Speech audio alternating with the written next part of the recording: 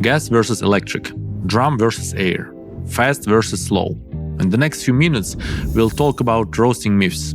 The goal isn't to win an argument, it's to help you make better roasting decisions with fewer defects and more repeatability.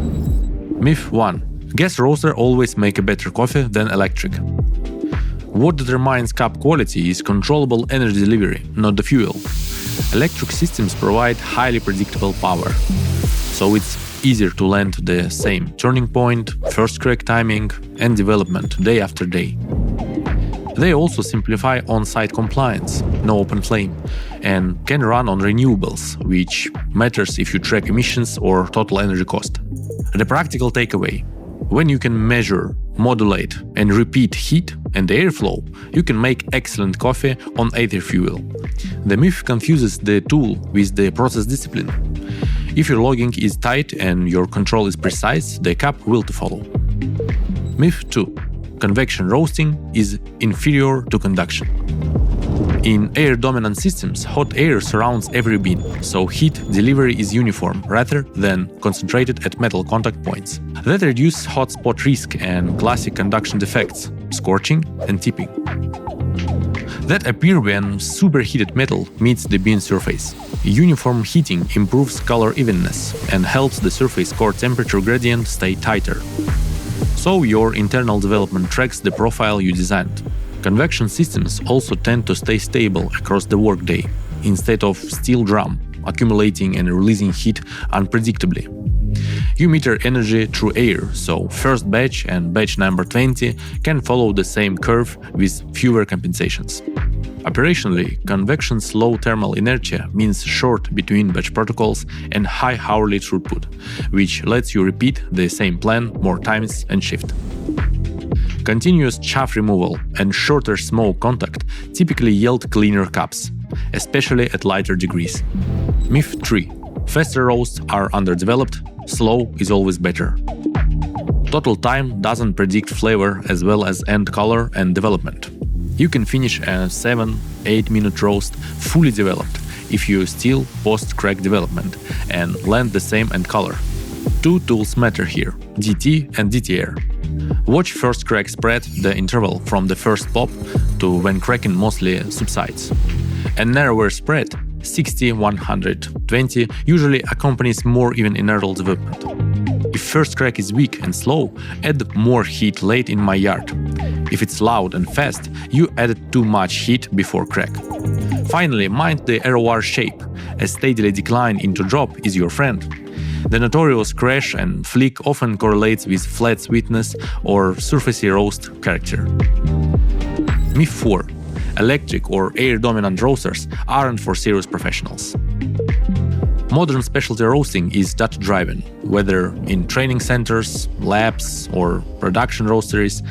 People choose platforms that maximize repeatability, safety, and data integration. Electric and air-dominant systems offer stable energy control, clean installs with no open flame, and tight logging profile replay, all of which are professional priorities. This myth survives because of tradition, not outcomes. If your machine helps you apply energy precisely, log accurately, and repeat curves reliably, it's a professional tool. Myth 5. Dark roast equals low quality and less caffeine. Dark roast is a style, not a flow. You can roast darker without ash if you choose the right temperature development and ROR descent. Done well, darker profiles deliver cocoa, caramel, spice, and syrupy body with controlled bitterness. On physiology, some controlled trials have shown dark roasted coffee can stimulate less gastric acid than certain medium blends, linked to compounds formed at higher temperatures. That doesn't make dark healthier across the board, but it shows color alone doesn't define a negative outcome. On caffeine, the story is messy. By scope, light or medium can read higher because beans are denser. By weight, caffeine content is often closer than people think. Grind, dose, and extraction yield move the needle far more than roast color alone. The practical advice: pick color for flavor goals, not for caffeine mythology. Myth 6. Air convection can't produce full-bodied espresso. Body comes from degree and development chemistry, especially melanoidins, not from metal contact. Convection excels at heating the core evenly, so with right profile you can build dense, sweet shots without surface burn. The result? Viscous, chocolatey espresso with clean finishes. Proof that how you deliver energy matters more than which surface delivers it. Myth 7. Light roasts are safer because they contain less acrylamide. Acrylamide forms early in roasting, light stages, and declines as roasting continues. Multiple studies show peak acrylamide at the early light end, followed by thermal degradation with longer or hotter roasts. If a buyer equates light equalize healthier, you can clarify that properly executed medium roast typically show lower acrylamide than very light roast without implying burn in darker. Controlled lab work found that longer roast times and higher temperature reduced acrylamide in both Arabica and Robusta.